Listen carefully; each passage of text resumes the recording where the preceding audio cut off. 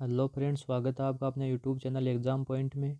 आज हम बात करेंगे जो बायोलॉजी के 200 से ज़्यादा महत्वपूर्ण क्वेश्चन है जो कि एसएससी सीजीएल एग्ज़ाम में या सीपीओ एग्ज़ाम में और जो एलडीसी की एग्ज़ाम हुई है एसएससी द्वारा, उनमें सभी जो महत्वपूर्ण क्वेश्चन पूछे गए थे, इन क्वेश्चनों को मैं आपके लिए लेकर आया हूँ। और ये क्वेश्चन भी एनटीपीसी में बार बार पूछे जा रहे हैं, तो आपको हर क्वेश्चन को ध्यान से पढ़ना है। पहला क्वेश्चन कौन सा है, कौन सा विटामिन हमारे शरीर में सबसे अधिक तीव्रता से बनता है, तो वह है विटामिन डी। पीनियल ग्रंथि कहाँ पर होती है, तो पीनियल ग्रंथि मस्तिष्क में स्थित होती है। नेक्स्ट क्वेश्चन है कि हेपेटाइटिस रोग किससे संबंधित है, तो ये एक लीवर में होने वाला रोग है। कौन सा है, हेपेटाइटिस रोग। कौन सा अम्ल अमाशय रस में रहता है, तो अम्ल की बात करें तो हाइड्रोक्लोरिक अम्ल जो होता है वो अमाशय में अम्ल के रूप में रहता है। बात करें एंजाइम मूल रूप से क्या होते हैं, तो ये एक प्रोटीन का ही रूप है। क्या, एंजाइम। प्रोटीन को क्या माना जाता है, तो ये शरीर को निर्माण करने वाले कारक माने जाते हैं। किसको, प्रोटीन को। बात करें कि ऊर्जा शरीर को कौन प्रदान नहीं करता है, तो विटामिन के द्वारा शरीर को ऊर्जा प्रदान नहीं की जाती। ये शरीर के लिए आवश्यक तत्व होते हैं। बात करें मानव जठर में प्रोटीन पाचन के लिए उत्तरदायी अनुकूलतम परिवेश है, तो ये अम्लीय परिवेश होता है जो कि मानव शरीर में प्रोटीन पाचन के लिए उत्तरदायी होता है। एंजाइम की बात करें तो एंजाइम होते हैं, ये एक प्रोटीन का ही प्रकार है। कौन है, एंजाइम। डाई स्टेज एंजाइम का स्रोत है, एक लाल ग्रंथि द्वारा डाई स्टेज एंजाइम प्राप्त होता है। विटामिन B6 की कमी से पुरुष में कौन सा रोग होता है, अरक्तता का रोग हो जाता है विटामिन B6 की कमी से। मानव शरीर में वसा कहाँ पर जमा होती है, तो वसा ऊतक में जमा होती है। मानव शरीर में वसा। कौन सा परिकीणव एंजाइम प्रोटीन को पेप्टोन में बदलता है, तो पेप्सिन एंजाइम के द्वारा प्रोटीन को पेप्टोन में बदला जाता है। ये क्वेश्चन एलडीसी 2000 में पूछा गया है। बात करें कि मध्य विटामिन कौन सी है, तो ये राइबोफ्लोविन जो विटामिन होती है उसे मध्य विटामिन कहा जाता है। पीलिया रोग किसके संक्रमण से होता है, तो ये यकृत या लीवर के संक्रमण के कारण कौन सा रोग होता है, पीलिया रोग। पीत जमा कहाँ होता है या पीतरस कहाँ पर जमा होता है, तो पित्ताशय में जमा होता है। कौन, पीतरस। अगला क्वेश्चन है कि अम्लीय श्रवण किसकी विशेषता है, तो ये एक जठर की विशिष्टता है। मानव शरीर में डिहाइड्रेशन किस पदार्थ की कमी के कारण होता है, तो ये जल की कमी के कारण मानव शरीर में डिहाइड्रेशन हो जाता है। अगला क्वेश्चन है कि कठोर शारीरिक श्रम करने वाले श्रमिकों की हथेली तथा तलुओं की त्वचा मोटी हो जाने का क्या कारण है, मोटा अतत्व जो ऊतक होता है उससे मानव शरीर में जो शारीरिक परिश्रम करने वाले जो व्यक्ति होते हैं उनकी हथेलियों और तलुओं की त्वचा मोटी हो जाती है। आसंजी श्लेष्माभ एंडोहेरेंट म्यूकोइड क्षारीय पदार्थों द्वारा अमाशय के भीतरी आवरण को ढक लेने से श्लेष्मा का पेप्सिन का प्रभाव होता है। अगला क्वेश्चन है किसी जैव यौगिक के किसके प्रयोग द्वारा अपघटन की प्रक्रिया को किण्वन या फर्मेंटेशन कहते हैं, तो प्रकीर्णन द्वारा एंजाइम के द्वारा ये क्रिया होती है। रासायनिक रूप से रेशम को क्या कहा जाता है, इसे एक प्रोटीन भी कहा जाता है। बात करें कि मानव शरीर में सबसे अधिक मात्रा में कौन सा तत्व पाया जाता है, तो ऑक्सीजन का सर्वाधिक तत्व पाया जाता है। किसमें, मानव शरीर में। मनुष्य की जीभ में किसी एक क्षेत्र तक कड़वाहट की संवेदना सीमित रहती है, तो पिछले भाग में किसी जीभ में कड़वाहट की संवेदना सीमित रहती है। बात करें कि खट्टे स्वाद के लिए कोशिकाएं जीवा के किस भाग में होती है, तो पार्श्व भाग में खट्टे स्वाद के लिए जीवा में कोशिकाएं होती है। आहार नाल में स्टार्च के पाचन के लिए अंतिम उत्पाद क्या होता है, ग्लूकोज होता है। ग्लाइकोजन किस में जमा होता है, तो ये यकृत या लीवर में जमा होता है। कौन है, ग्लाइकोजन। अगला क्वेश्चन पूछा गया था कि प्रातःकालीन धूप में या मानव शरीर में कौन सा विटामिन बनता है धूप से, तो विटामिन डी का निर्माण होता है। धूप या सूर्य के द्वारा जो प्रदान की गई विटामिन होती है वह विटामिन डी होती है। पीत किसके द्वारा पैदा किया जाता है, तो ये यकृत या लीवर के द्वारा पैदा किया जाता है पीत रस का निर्माण। और अगर बात करें कि पीत रस कहाँ पर स्थित होता है या कहाँ पर संचित होता है, तो ये पित्राशय में संचित होता है। नेक्स्ट क्वेश्चन पूछा गया था कि किस विटामिन को अपनी सक्रियता के लिए कोबाल्ट की आवश्यकता होती है, तो विटामिन B12 को अपनी सक्रियता के लिए कोबाल्ट की आवश्यकता होती है। मानव शरीर में संक्रमण को रोकने के लिए मदद करने वाला विटामिन कौन सा होता है, विटामिन ए। क्वेश्चन इस तरह से पूछा गया था कि खाद्य प्रोटीन में सबसे समृद्ध ज्ञात स्रोत कौन सा है, तो सबसे समृद्ध ज्ञात स्रोत है मूंगफली और सोयाबीन। किसी भारी धातु की विषाक्तता यकृत सिरोसिस पैदा करती है, तो कॉपर के द्वारा यकृत सिरोसिस नामक रोग पैदा होता है इसके द्वारा। उत्पन्न किया जाता है। नींबू में खटास के लिए बात करें तो कौन सा अम्ल पाया जाता है नींबू में, तो सीट्रिक अम्ल नींबू में पाया जाता है। कौन सा लार्वा का लाभ नहीं है, तो यह शरीर में आरबीसी की वृद्धि नहीं करती है, लेकिन यह शरीर में जो लार होती है वह पाचन के लिए सहायक होती है।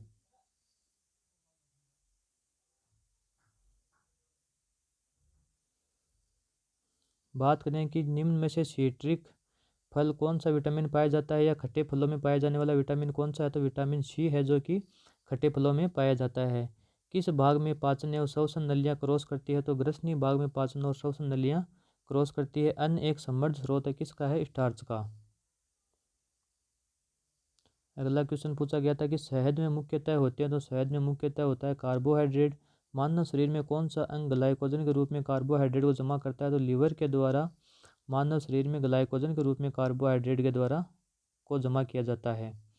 बात करें कि आंवले में कौन सा विटामिन होता है, यह आंवला किस विटामिन का प्रचुर स्रोत है, तो विटामिन सी का प्रचुर स्रोत है, क्योंकि यह एक खट्टा फल होता है और खट्टे फलों में सभी खट्टे फलों में विटामिन सी होती है।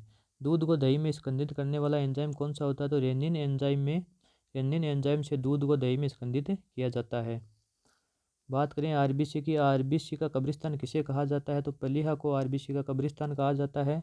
मानव शरीर की सबसे बड़ी ग्रंथि कौन सी है, तो यकृत या लीवर है जो मानव शरीर की सबसे बड़ी मिश्रित ग्रंथि है। बात करें कि 14 वर्ष की आयु तक के बच्चों के विकास के लिए सबसे महत्वपूर्ण कौन सा पदार्थ है, तो वह प्रोटीन का सर्वाधिक भोजन करना चाहिए प्रोटीन का, ताकि 14 वर्ष के बच्चों के जो कि 14 वर्ष के बच्चों के विकास के लिए सहायक है। बात करें सबसे ऊंचा पक्षी कौन सा है, तो शत्रुमुर्ग है जो कि सबसे ऊंचा पक्षी है। किसी भी पाचक एंजाइम का श्रावण नहीं करता, तो लीवर के द्वारा किसी भी पाचक एंजाइम का श्रावण नहीं किया जाता है। अगला क्वेश्चन पूछा गया था कि बच्चों के अंगों की जो अस्थियां मुड़ जाती है वह किसकी कमी से मुड़ती है, तो विटामिन डी की कमी से बच्चों में अस्थियों का क्या हो जाता है, मुड़ जाना इसका प्रमुख लक्षण है। कार्बोहाइड्रेट के अलावा हमारे आहार में ऊर्जा का एक मुख्य स्रोत क्या होता है, वसा। मतलब प्रमुख ऊर्जा का स्रोत तो क्या है, कार्बोहाइड्रेट है, और दूसरे नंबर पर कौन सा है, वसा है। अगला क्वेश्चन पूछा गया था कि विटामिन B12 प्रचुर मात्रा में किस में पाया जाता है, तो B12 में कोबाल्ट में पाया जाने जो B12 होता है उसमें कोबाल्ट धातु पाई जाती है। और बात करेंगे कि किससे सर्वाधिक मिलता है, तो दूध के द्वारा विटामिन B12 सबसे अधिक मिलता है। कौन सा एमिनो अम्ल मानव पोषण के लिए अधिक अनिवार्य माना गया है, तो हिस्टिडीन जो एमिनो अम्ल होता है वह मानव पोषण के लिए सबसे अधिक अर्ध अनिवार्य माना गया है। अगला क्वेश्चन पूछा गया था कि अंडा, मटर और मछली में कौन सा तत्व प्रचुर मात्रा में पाया जाता है, तो ये प्रोटीन होता है जो कि अंडा, मटर और मछली में सर्वाधिक तत्व पाया जाता है। कौन ऊर्जा उत्पन्न करता है, तो कार्बोहाइड्रेट के द्वारा ऊर्जा उत्पन्न की जाती है। और ऊर्जा उत्पन्न किन के द्वारा नहीं की जाती, तो विटामिन के द्वारा ऊर्जा उत्पन्न नहीं की जाती है। क्वेश्चन था कि मुख से निकली लार पाचन करती है। मंड या स्टार्च के रूप में जो मुख से निकली हुई लार होती है वह भोजन का पाचन करती है।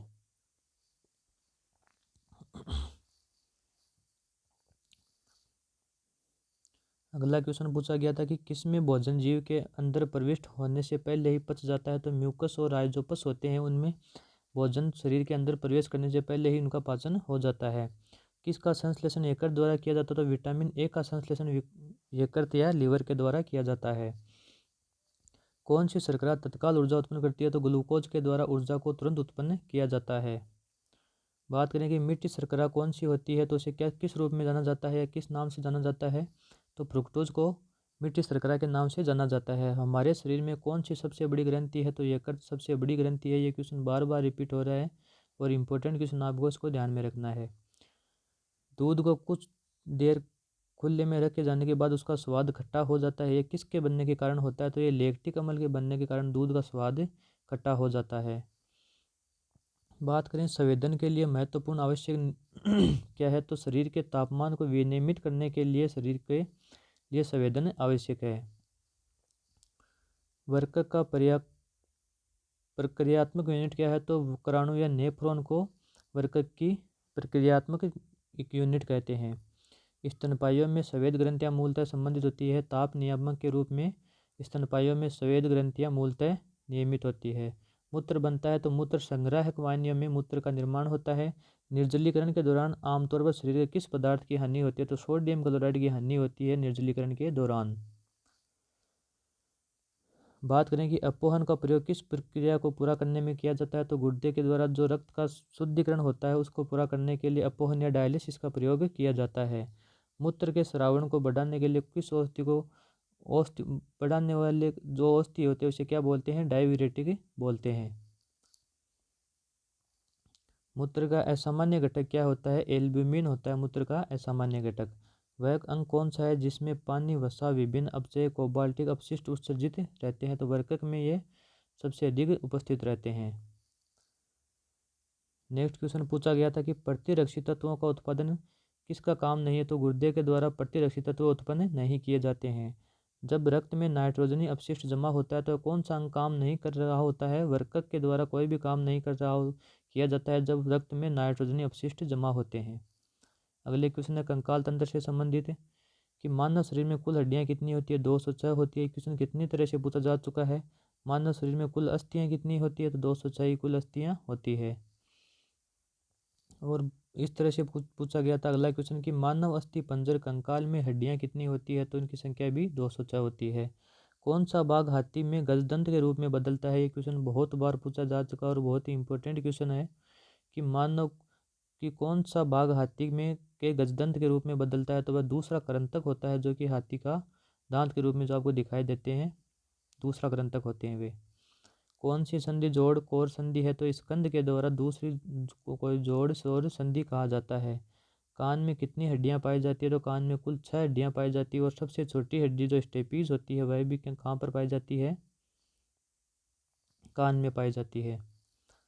सपाट अस्थियां कहाँ होती है, तो सपाट अस्थियां मनुष्य की खोपड़ी में होती है। शरीर की सर्वाधिक प्रबल अस्थि कहाँ पर है, जबड़े में। और एकमात्र मूवेबल जो अस्थि है वह भी कहाँ पर है, जबड़े में ही है। बात करें कि जोड़ पर यूरिक एसिड क्रिस्टलों का एकत्र हो जाने का कारण क्या है, गठिया के द्वारा यूरिक एसिड के द्वारा जो जोड़ों में एकत्र हो जाता है जो कि दर्द का कारण बनता है।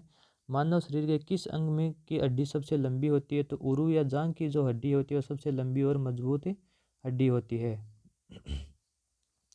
जानु फलक का दूसरा नाम क्या है, जानविक या पटेला बोलते हैं इसको। अगले क्वेश्चन पूछे गए हैं परिसंचरण तंत्र से, तो कीटोन निकाय क्या है, कीटोन एक मूत्र का असामान्य घटक है। किसका है, मूत्र का असामान्य घटक कौन है, कीटोन।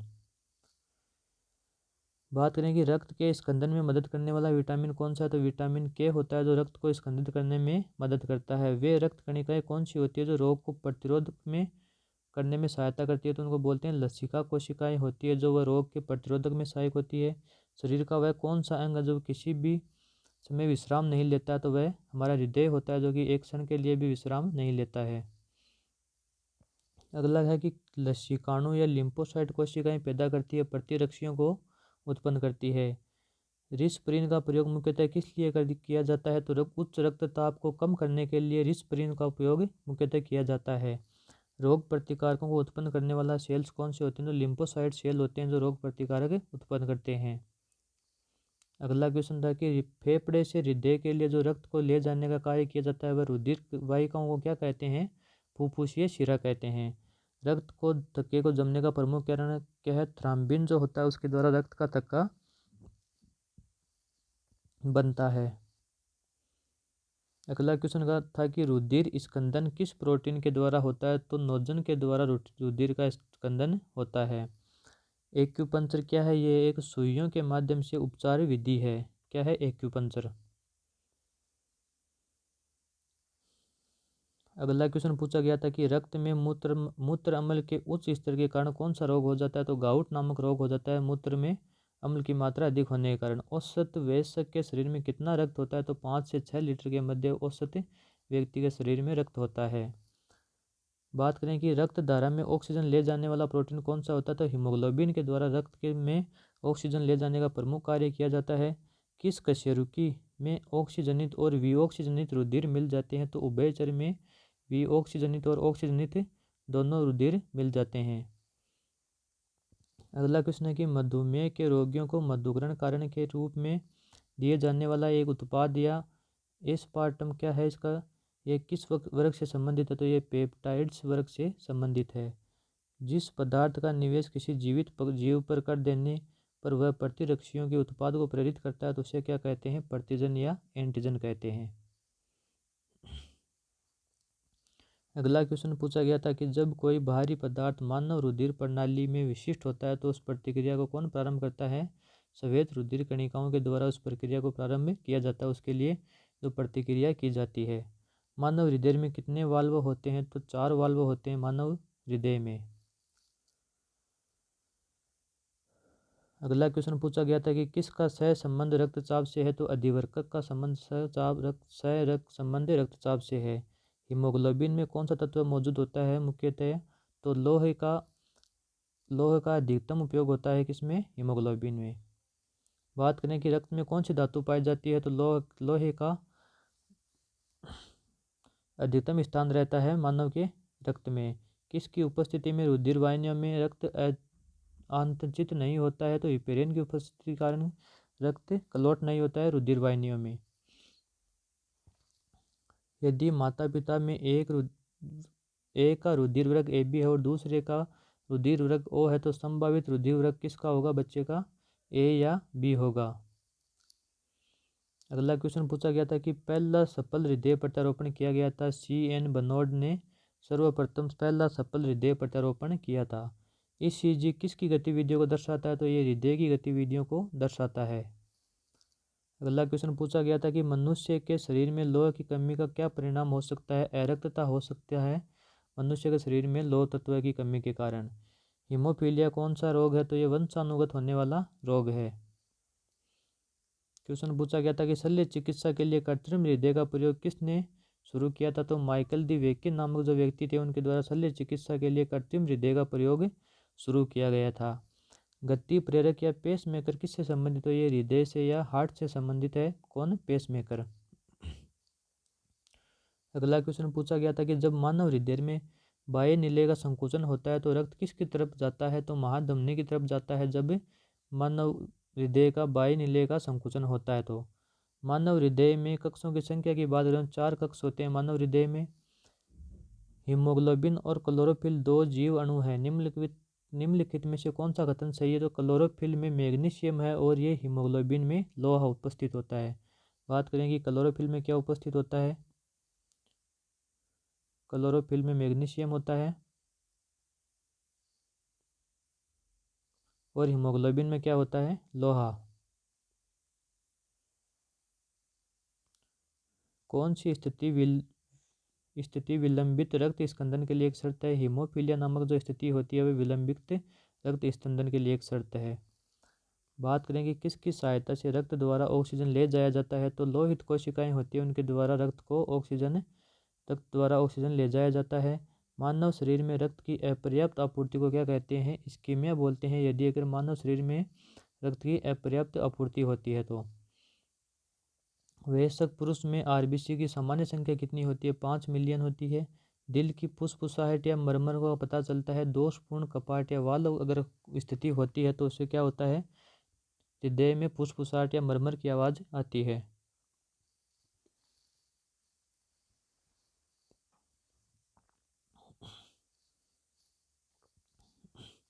अगला क्वेश्चन पूछा गया था कि वह रुधिर वाहिका कौन सी है जो जिगर को ऑक्सीजनित रुधिर ले जाती है? तो यकृत धमनी होती है जो जिगर से ऑक्सीजनित रक्त ले जाती है। कणिकाओं या कार्पल्स के बिना रक्त तरल को क्या कहते हैं? सीरम कहते हैं। अगला क्वेश्चन पूछा गया था कि हीमोग्लोबिन किसका महत्वपूर्ण घटक है? तो यह लाल रुधिर कोशिकाओं का महत्वपूर्ण घटक है।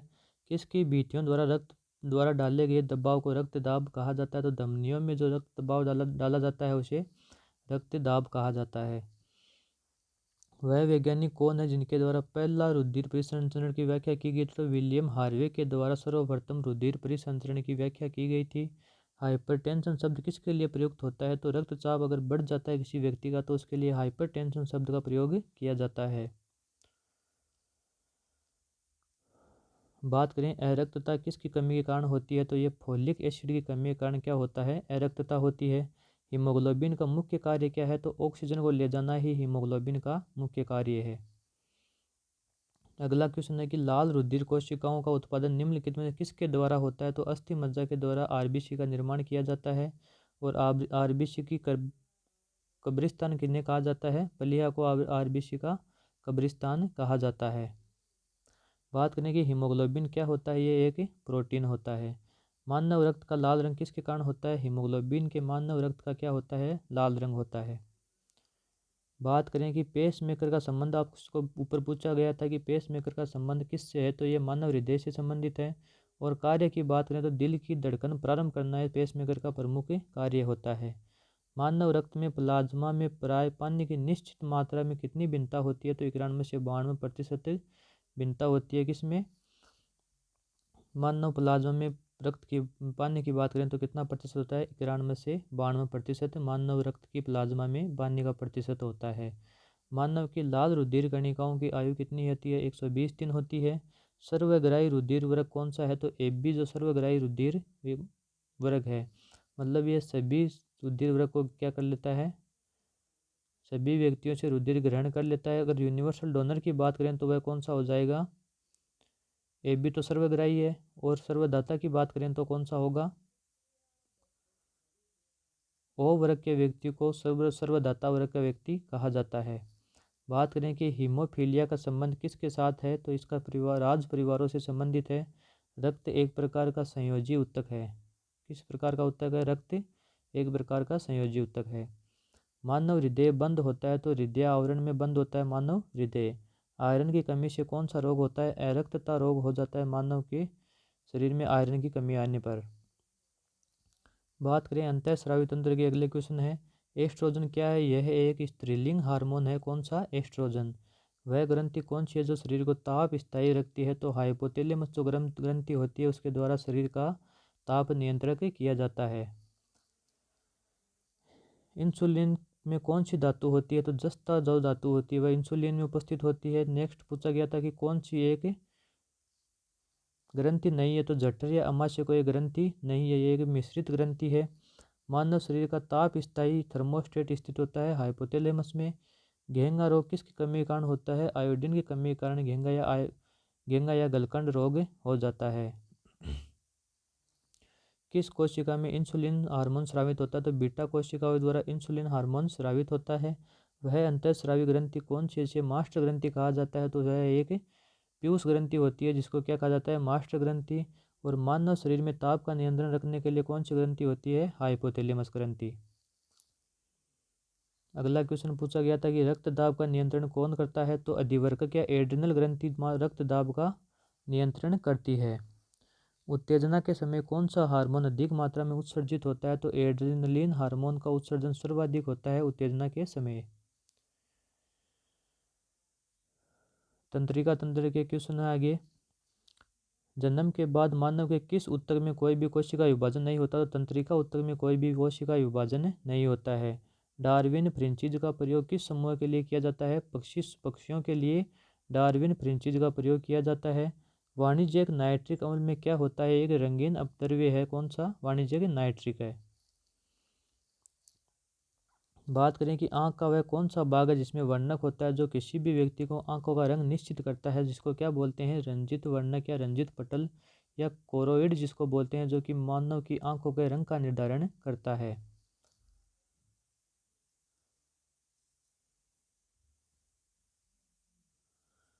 बात करें सोडियम पंप का प्रमुख कार्य कहाँ पर होता है? तो तंत्रिका आवेग में सोडियम पंप का मुख्य कार्य होता है। वर्णांध व्यक्ति को कुछ रंगों में भेद करने में असमंजस्य रहता है या फिर कुछ रंगों में भेद नहीं कर पाता है। कौन? जिसमें व्यक्ति वर्णांधता नामक रोग होता है। बात करें कि ईईजी का प्रयोग किसकी गतिविधि दर्ज करने के लिए किया जाता है? तो मस्तिष्क की गतिविधियों को दर्ज करने के लिए ईईजी का प्रयोग किया जाता है। अगला क्वेश्चन है किसी रोग की जैविक मृत्यु का अर्थ किसके अंग या ऊतकों के मर जाने से संबंधित है? तो मस्तिष्क की अगर क्रियाविधि जो बंद हो जाती है तो किसी व्यक्ति की जैविक मृत्यु मानी जाती है। सबसे अधिक अपवर्तनांक वाला आंख का अंग कौन सा है? तो लेंस का अपवर्तनांक सबसे अधिक होता है। एक आदमी 10 मीटर की दूरी साफ नहीं देख पाता तो वह कौन से रोग से ग्रसित है? या तो वह निकट रोग दृष्टि दोष से या मायोपिया से ग्रसित है। और निकट दृष्टि दोष के लिए कौन सा लेंस काम में लिया जाता है? अवतल लेंस। अगला क्वेश्चन पूछा गया था आपसे कि मानव की आंख में निकट दृष्टि दोष को ठीक किया जाने के लिए कौन सा लेंस काम में लिया जाता है? तो इसे अवतल या अपसारी लेंस भी कहा जाता है। हमारे शरीर की किन कोशिकाओं में सबसे कम पुनर्योजी शक्ति होती है? तो मस्तिष्क कोशिकाओं में पुनर्योजी शक्ति होती है।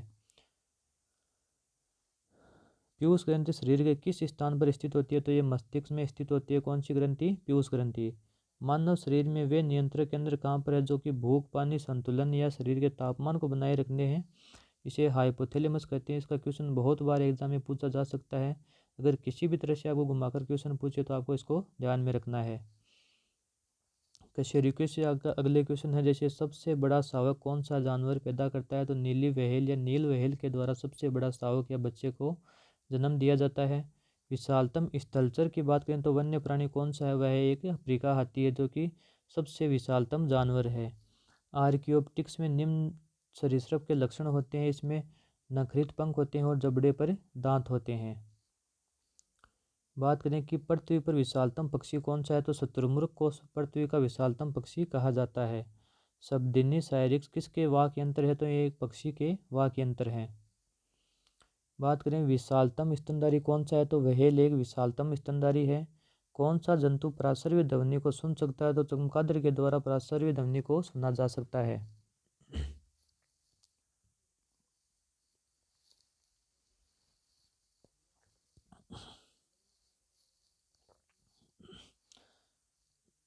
पक्षियों में प्राय एक ही क्या होता है? अंडाशय होता है। प्राणियों में वैज्ञानिक नाम लिखने के लिए प्रयुक्त भाषा कौन सी काम में ली जाती है? लैटिन भाषा को काम में लिया जाता है प्राणियों में वैज्ञानिक नाम लिखने के लिए। बात करें कि डायनासोर थे एक सरीसृप जो लुप्त हो गए, उनको वो क्या थे? डायनासोर। असम और नागालैंड की पहाड़ियों में पाए जाने वाला भारत का एकमात्र कपी कौन सा है? गिब्बन है। कौन से नियत ताप प्राणी है? तो व्हेल एक नियत ताप प्राणी है। मानव शरीर में प्रचुर मात्रा में कौन सा तत्व है? ऑक्सीजन है। भारत में राष्ट्रीय प्राणी का वैज्ञानिक नाम क्या है? पैंथेरा टाइग्रिस है। या फिर भारत का राष्ट्रीय प्राणी कौन सा है? बाघ है, उसको क्या बोलते हैं? पैंथेरा टाइग्रिस बोलते हैं।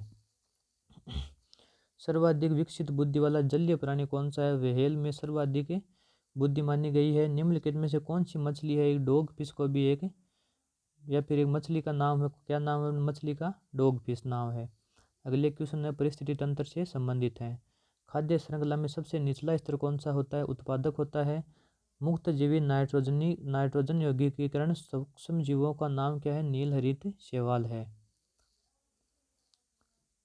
बात करें कि इस पृथ्वी पर अपमार्जक कौन कौन से हैं? तो जीवाणु और कवक को क्या कहा जाता है? पृथ्वी के अपमार्जक कहा जाता है। अगला क्वेश्चन है निम्नलिखित में से कौन सा प्रक्रम वायु में कार्बन डाइऑक्साइड की मात्रा नहीं बढ़ती है? तो प्रकाश संश्लेषण की क्रिया के दौरान वायुमंडल में कार्बन डाइऑक्साइड की मात्रा नहीं बढ़ती है। ग्रीन हाउस गैसों तथा नाइट्रस ऑक्साइड तथा मीथेन पैदा करने के लिए सबसे अधिक संभावना निम्नलिखित में किस जीव की मानी जाती है? तो जीवाणु के द्वारा सर्वाधिक ग्रीन हाउस में नाइट्रस ऑक्साइड और मीथेन पैदा की जाती है। अगला क्वेश्चन है कि निम्नलिखित में से जैव निम्नीकरण या अपशिष्ट कौन सा है? तो ऊन के द्वारा ऊन को निम्न जैव निम्नीकरण अपशिष्ट माना गया है। प्राकृतिक जैव उर्वरक रासायनिक उर्वरकों से सबसे अधिक अच्छे पाए जाने का कारण क्या है? उत्पादकता को बनाए रखना। जैव उर्वरक भूमि की उत्पादकता को बनाए रखना ही प्राकृतिक जैव उर्वरक और रासायनिक उर्वरकों की अच्छे पाए जाने के कारण है। बात करें कि सौर ऊर्जा का सबसे बड़ा यौगिकीकरण कौन सा है? तो हरे पौधे ही सौर ऊर्जा के सबसे बड़े यौगिकीकरण है। निम्नलिखित में से कौन सी शाखा जीवित जीवों को उन्हीं जातियों को अपने निर्जीव परिवेश के साथ संबंध को दर्शाती है? तो स्वपारिस्थितिकी होती है जो कि जीवित जीवों का निर्जीव जीवों के साथ संबंध को दर्शाती है। इसे ओकेटोलॉजी भी कहा जाता है।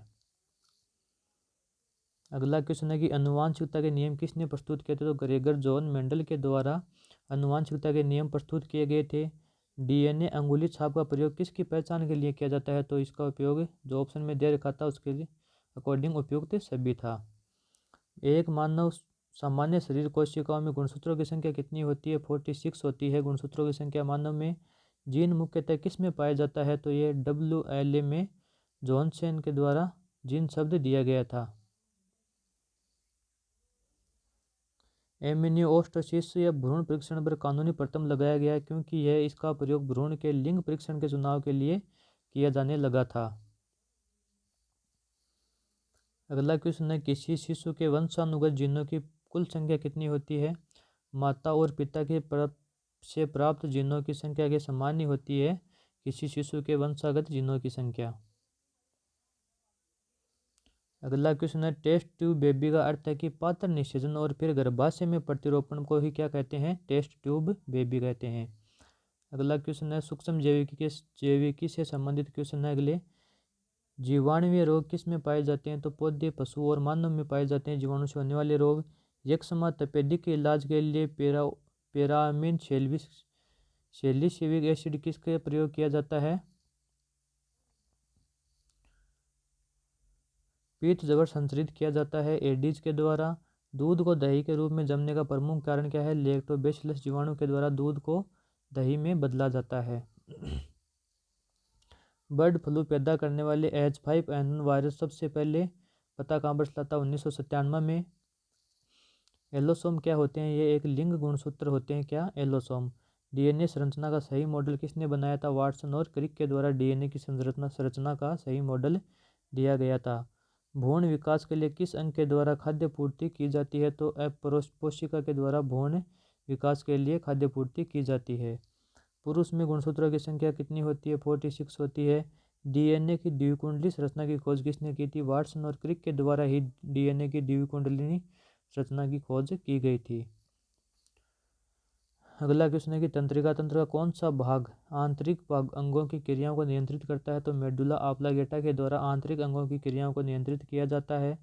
कुछ वायरसों में आरएनए होती है परंतु डीएनए नहीं। इससे क्या पता चलता है कि आरएनए अनुवांशिकी जानकारी देता है जो कि वायरसों को संप्रेषित करती है।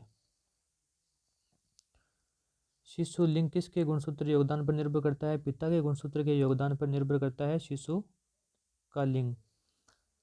संयोजनों में से कौन सा विषाणु मानवों के संक्रामक है? तो H5N1 के द्वारा विषाणु जनित रोग होता है। एंट अमीबा हिस्टोलिका नामक परजीवी मानव के किस अंग में पाया जाता है? तो आंतों में पाया जाता है। कौन? एंट अमीबा हिस्टोलिटिका नामक परजीवी। अगला क्वेश्चन है, पोलियो का विषाणु शरीर के किस प्रकार प्रवेश करता है? तो लार और नाक के स्राव से प्रवेश करता है। मनुष्य में परजीवी घर्षण पैदा करने वाले कृत्रिमों को अध्ययन को क्या कहते हैं? हेलिमोन्थोलॉजी क्या कहा जाता है? मनुष्य में परजीवी घर्षण पैदा करने वाले कृत्रिम अध्ययन को। क्वेश्चन पूछा गया था कि दांत की बीमारी किस प्रकार की होती है? फंगल की।